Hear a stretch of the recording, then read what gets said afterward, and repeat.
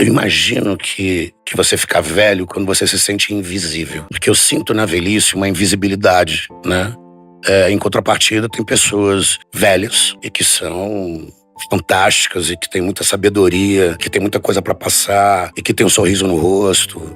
São pessoas muito vivas. Então eu acho que essa é a diferença do envelhecer, mas você manter uma vida pulsante dentro de você e você cair nesse lugar onde você se sente desprezado. Porque isso já seria o natural, né? As gerações novas, até por uma falta de curiosidade mesmo, não é nenhuma crueldade, mas de não ter um olhar dos mais velhos, né? Se olhar para uma pessoa de 85 anos na rua e você tá na sua meta, né?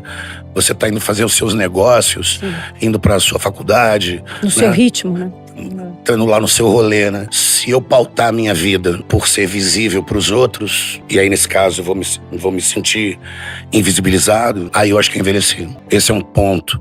E o outro ponto que eu sempre achei também é que você fica velho quando você perde essa interlocução com o novo. Esse é um outro ponto que eu acho... Por exemplo, é falar um pouco do óbvio, mas quando eu vejo Caetano numa interlocução com os cantores que estão chegando e gravando ritmos novos, eu acho que isso é manter também. Aí não mais a questão da visibilidade, porque ele não é uma pessoa que eu acho que corre esse risco nunca, né? Mas eu acho que ele estabelece uma relação com a vida em transformação, em processo, como a Noemi. Mas eu acho que perder essa interlocução te coloca num lugar de estar velho. E eu acho que esse é um desafio, porque eu tô com 54. E quando eu converso com a nova geração, já tem um abismo enorme. Então acho que com 30 eu já tava velho.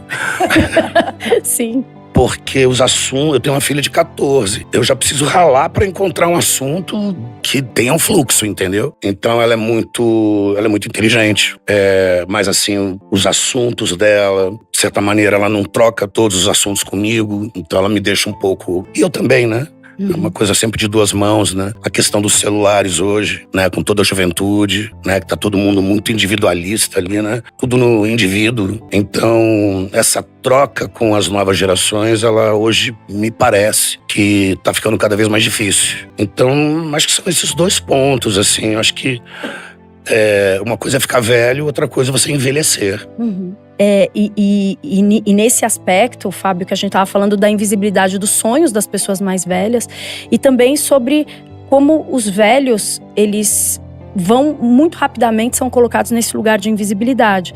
A gente sabe que você participa e apoia um projeto que para nós é uma referência, que é o projeto Velho Amigo. E a gente teve aqui a honra de conversar com a Regininha Moraes, que é fundadora desse projeto. E a gente queria que você contasse um pouco sua visão sobre essa questão da invisibilidade na velhice, né? Que sonhos não estão sendo contados?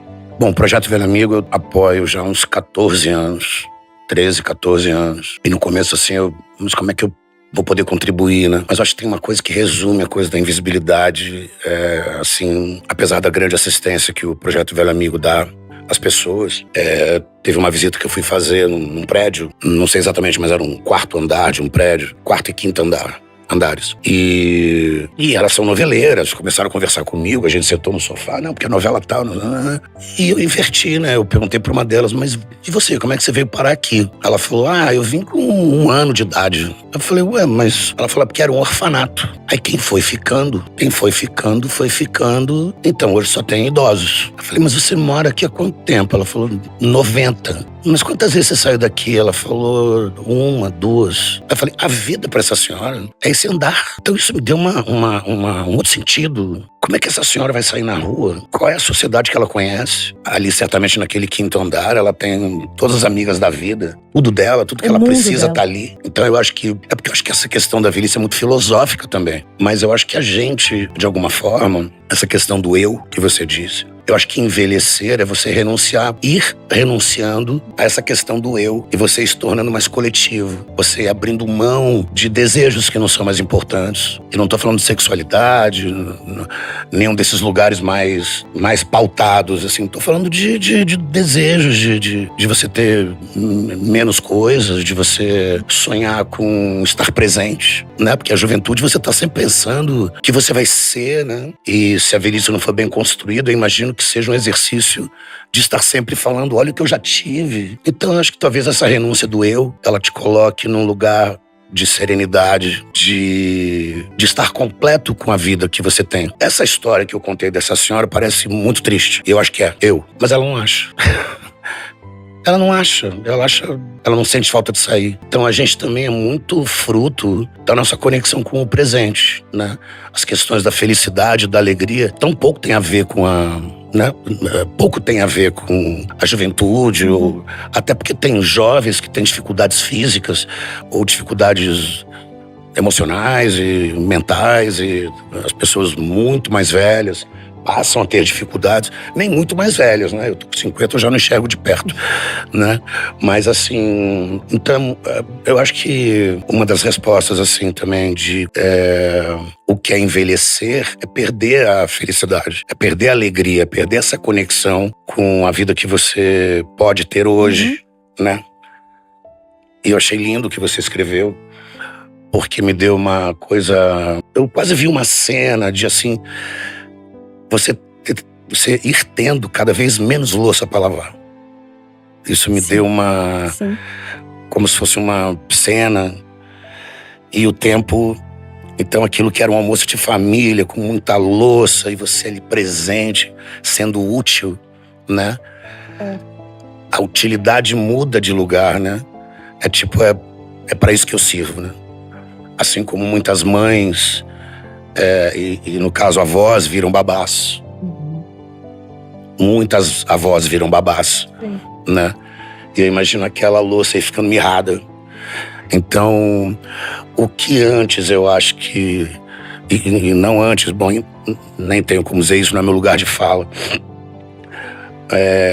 Eu digo pela minha mãe e pela minha irmã, quando a gente acabava de jantar, e aí eu, meu pai e meu irmão pra sala. E a minha mãe e minha irmã iam para a cozinha. Então, claro que tem esse lugar que a gente está transformando, né? Não só com as leis, mas com os nossos pensamentos, as nossas trocas, né? Mas isso também deve ter um lugar de orgulho. Depende de como a pessoa se vê nesse lugar. De utilidade. Não sei se estou falando uma grande besteira. Não, de utilidade, né? De você... Mas isso que você fala, Fábio, da renúncia do eu acho tão interessante, porque quando eu atendo pessoas mais velhas, né, que estão querendo dar sentido para esse momento da vida, a minha grande inspiração foi minha avó, que morreu aos 98 anos. Minha avó sempre foi muito diligente com tudo na vida dela. Ela fazia tudo, ela resolvia, ela nunca estava sem o batom vermelho, ela sempre esteve presente, ela sempre protagonizou. A partir de um momento dos 85, a gente sentiu que ela entregou. Aquele lugar de protagonismo ela entregou, mas ela entregou de bom grado. Então o que ela vestia, ela delegou para as pessoas decidirem. O que ela ia comer, a arrumação da casa, mas ela estava presente. E ela trocou esse controle da vida dela pela presença com o otimismo dela. Então sempre que você perguntava, vó, tá tudo ótimo. A única coisa que ela não abriu mão foi do batom vermelho, né? Até o último dia. Mas eu percebi essa mudança de protagonismo para coadjuvante num cenário de uma maneira muito delicada. E essa renúncia do eu, ela trouxe uma velhice mais calma, mais tranquila. E esse movimento é um movimento sábio mesmo, né? Essa coisa da sabedoria. Então, eu acho interessante isso que você está trazendo, porque é menos sobre o movimento do que o outro acha e mais sobre que papel eu quero ocupar. Vale a pena eu ficar me desgastando? Se vai ter pouca louça ou muita louça? Quero estar ou não estar? Então, acho isso tão bacana você trazer de uma maneira mais acadêmica, né? E, Fábio, você recentemente estava fazendo faculdade, estava fazendo PUC. Ciências sociais. Como é que foi esse processo de você voltar a estudar, aí perto dos 50 ou depois dos 50, fazer vestibular e ter colegas mais jovens que têm essa linguagem que a gente estava falando. Muitas vezes a gente enxerga o marketing, né, a história inteira, mas essas pessoas elas estão no começo da trajetória profissional. Como é que foi para você? Olha, eu acho que por ter escolhido PUC, Ciências Sociais, eu não passei por isso. Né? Quando eu entrei em Ciências Sociais, falaram, tá aí, comunista maconheiro, né? Comprovado. Eu só quero estudar as Ciências Sociais. Mas enfim, tem essas coisas engraçadas. Mas na mesma época que eu entrei, teve aquele caso no Sul, também não quero jogar pedra em ninguém, pelo amor de Deus, Sim. mas assim, teve aquele caso das Das três meninas. meninas que falaram que uma senhora de 40 anos era muito velha para fazer faculdade. E aquilo me chocou tanto, porque eu adoro estudar e passei a vida inteira sentindo falta de ter tempo para estudar. Porque também, imagina, você calcula aí que cada novela são 11 meses de trabalho, né? Eu trabalho há 35 anos, e fora filme, fora as viagens de teatro. Então, eu mesmo fiz esse 1 ano e tô 1 ano e meio sem, porque eu fui pro Rio no primeiro semestre do ano passado e já tô emendando meu 4º trabalho nesses 17 meses. E tá trancada. Tá trancado, nem sei se vale ainda, vou ter que prestar de novo. Mas eu não passei por nada disso. Como é que você foi recebido lá? Muito bem, É mesmo? muito bem. Eu não sei se tem a ver também o fato de eu ser ator. Ator no sentido de ter um pensamento mais, talvez aberto, assim, não sei, um pensamento mais livre. Se eu me identifico mais com os alunos. Mas ali a gente tinha gêneros, vários gêneros na sala. A gente tinha cotista, bolsista. A gente tinha quem fazia escola particular, quem pagava, né? Uhum. Mas o mais velho tinha 28 anos. E eu tava com 49, não, 50. Uhum. Mas eu não vivi isso, né? Não aconteceu nada, assim. Pelo contrário, foi uma troca muito legal. E acho que, de certa forma, também, isso teve muita repercussão. Sim. Então, eu não sei mensurar isso, mas eu acho que muitos idosos como eu se animaram a voltar a estudar. Eu até recebi algumas mensagens, assim, me animei, vou voltar, tal. Não tem idade pra você parar, né? De fazer nada. Então eu acho um pensamento muito limitado você dizer o que é adequado a quem.